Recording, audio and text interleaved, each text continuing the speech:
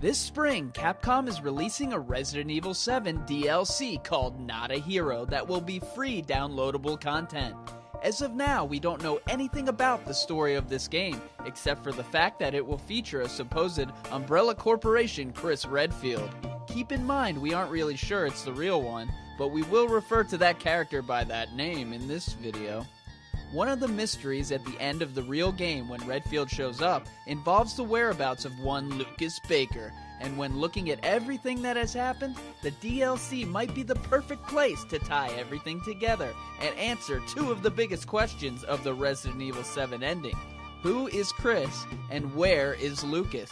So, let's take a look at the supporting theory that Not a Hero will feature the ultimate battle of brain versus brawn, Lucas Baker versus Chris Redfield in the DLC of Resident Evil 7. Let's start by listening to a radio conversation which we believe features two Umbrella mercenaries, one being Redfield. However, we did find several encrypted messages from the baker's son Lucas to an unknown third party. You can probably guess who that was. That's just great. We've had reports he's in the abandoned mine south of the property. I'm gonna go have a look.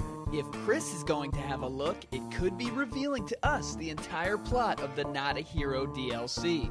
What if we play as Redfield and are chasing Lucas through an expanded salt mines level, avoiding his traps along the way?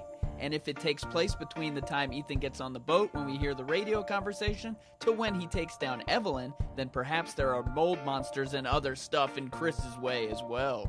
This would be a nice matchup to watch, with Chris's firepower versus Lucas's intelligent engineering. And in the end, would Chris be victorious over a mutated Lucas, or would the very popular character Lucas escape and be free to return in another game? It was so weird that we never faced off against Lucas in the regular game, but it makes you wonder if they pulled out a section from the main game to make it the DLC. This would allow us to use and learn about Chris instead of Ethan when we fight Lucas.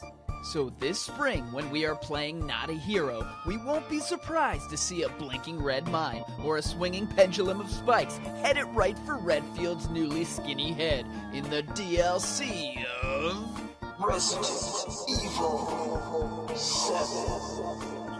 Crimson Army. What do you think the premise will be?